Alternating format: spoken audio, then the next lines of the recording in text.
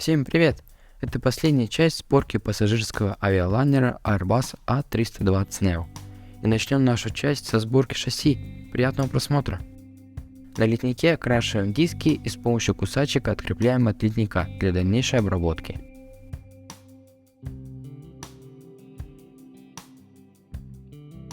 По всему радиусу шин виднеется заводской шов и остатки креплений к литнику.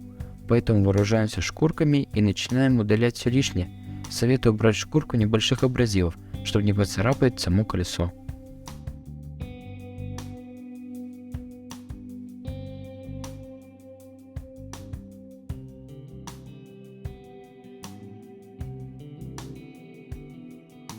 После обработки приступаем к маскировке. Маски идеально подошли под размеры дисков. С обратной стороны проделаем отверстие для удобной окраски с помощью зубочистки. Не так давно абсолютно случайно наткнулся на объявление о продаже красок и среди них увидел краску от Mr. Color цвета шины. Она отличается от простого матового черного и больше подойдет к шасси гражданской авиации.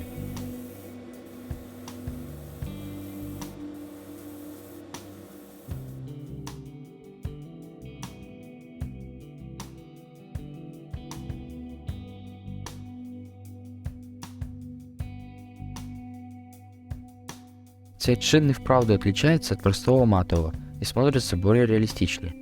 Стойки шасси будут дополнены фототравлением, убираем некоторые пластиковые элементы и заменяем их травлением.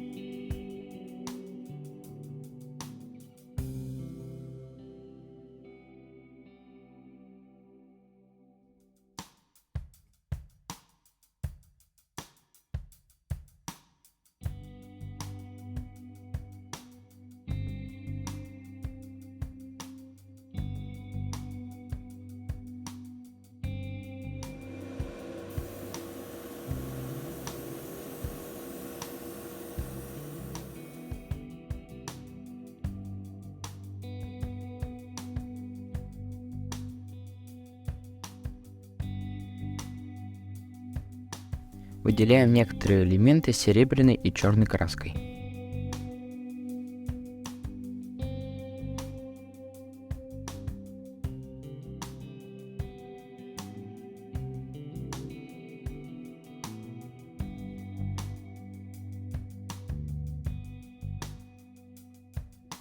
Вставляем в шасси детали вкладыши для дальнейшего соединения со стойками.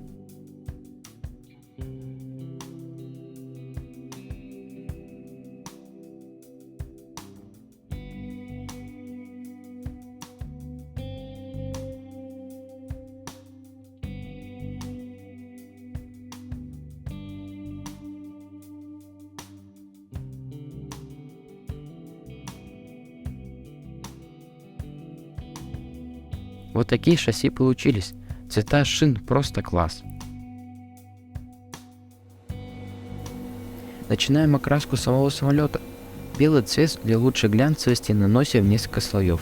Суммарно должно выйти не менее 3-4 слоев с просушкой между каждым по 30 минут. Всего наносится 1-2 сухих слоев, а последующие мокрые. Сухие слои — это когда аэрограф находится на большем расстоянии от окрашиваемой поверхности, а мокрый наоборот, ближе к модели. При нанесении мокрых слоев нельзя долго задерживать аэрограф на одном месте, иначе есть риск образования подтеков. Сам хвост окрашиваем в 2 этапа, сначала в красный, а затем в синий. Тем самым облегчаем себе работу в маскировке каждого отдельного элемента ливреи.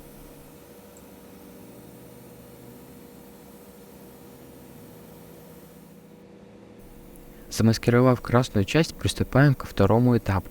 При нанесении синей краски у меня возникли догадки, что она плохо перебьет красный слой, нанесенный ранее, что собственно и произошло. Темно-фиолетовый слой сильно выделялся на фоне чисто синего цвета и портил конечный результат модели. Недолго думая, я решил запушить данный слой белой краской, тем самым создать хорошую основу для дальнейшей повторной краски в синий цвет.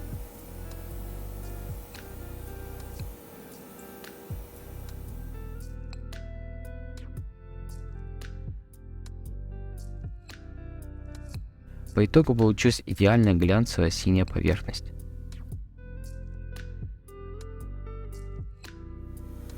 Замаскировав фюзеляж, начинаем красить крылья. Наносим основной светло-серый цвет, затем маскируем и красим уже более темный оттенок серого.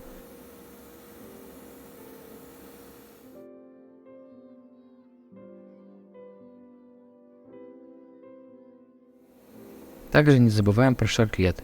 Окрашиваем их в красный цвет авиакомпании, и только после этого можно замаскировать крылья под металлик.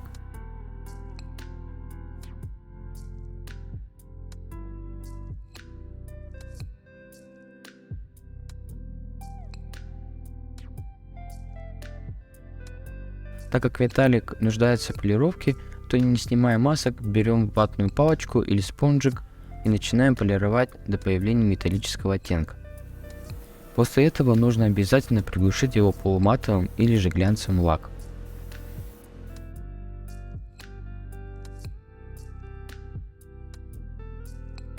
Теперь можно снять все маски и посмотреть на результат.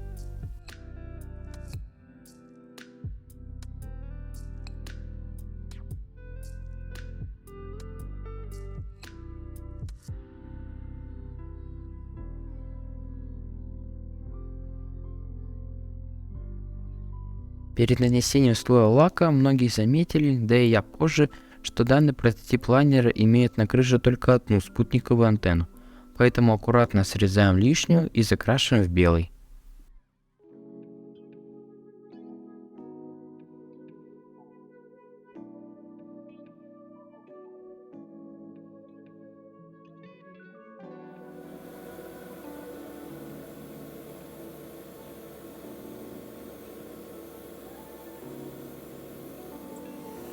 Двигатели окрашивались параллельно с самим самолетом и в такой же последовательности.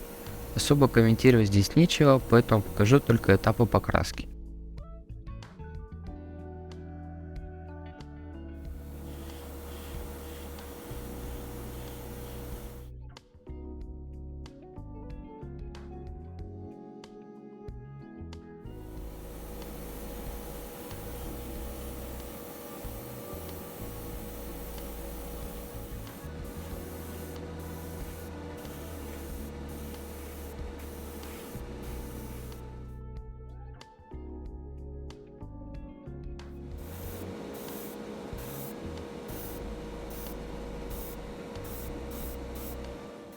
Приклеиваем некоторые элементы перед лакировкой и наносим лак в несколько слоев для дальнейшей полировки.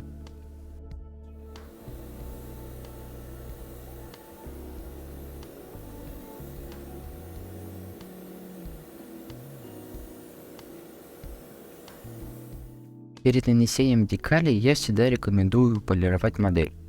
Ведь на более гладкой, без шагрени поверхности декали лучше наносятся на модель. После окончательного слоя лака ступенек декалей почти что нет.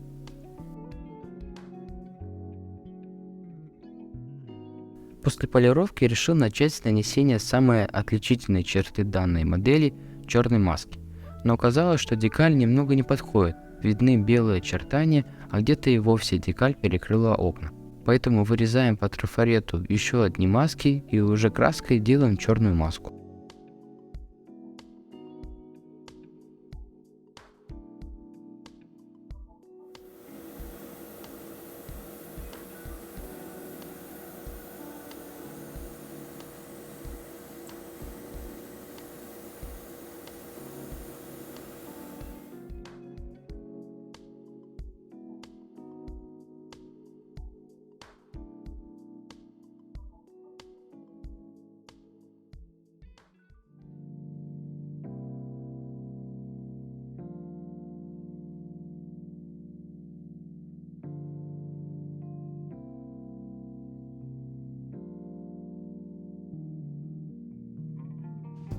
Как по мне, краской получилось намного лучше. Ну а мы на финишной прямой, декали.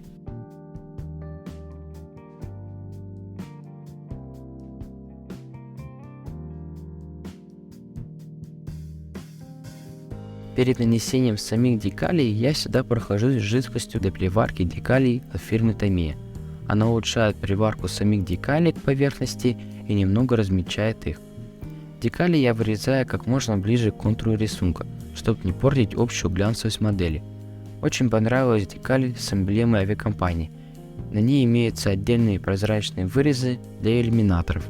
Когда точно такая же декаль, только от фирмы Paz Decals, такой опции не располагает.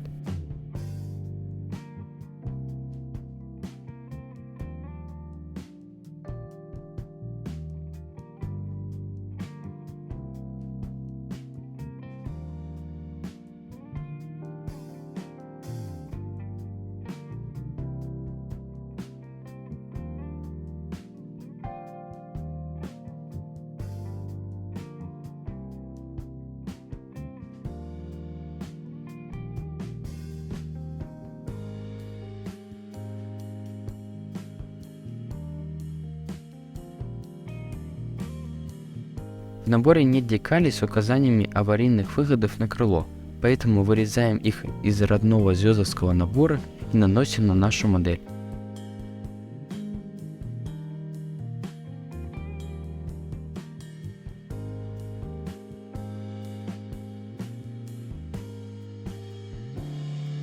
Также не забываем нанести технические обозначения на движки.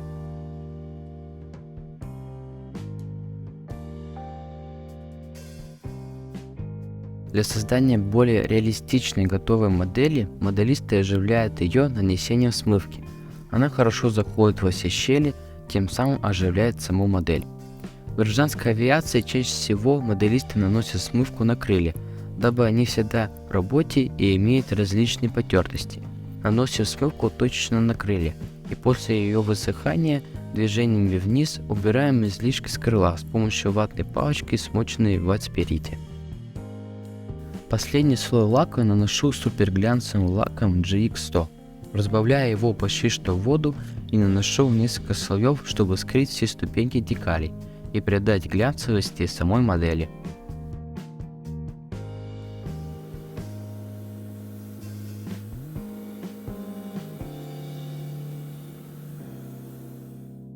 После высыхания лака приклеиваем шасси с движками.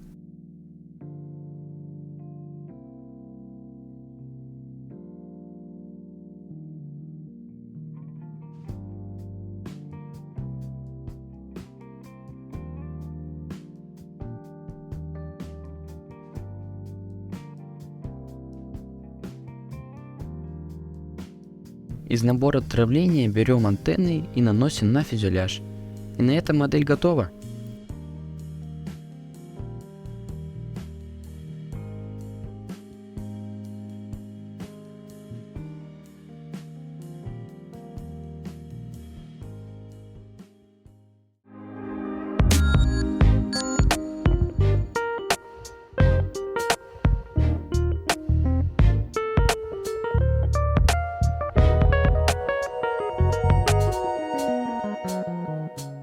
Вот и все, модель готова.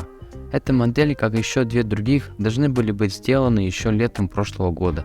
Но в итоге одна из трех была закончена спустя только полгода после начала сборки. Я считаю, модель получилась отличной.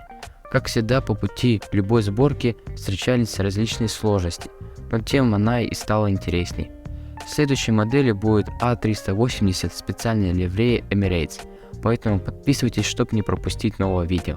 Также хочу еще раз поблагодарить всех вас за первую 1000 подписчиков на моем канале.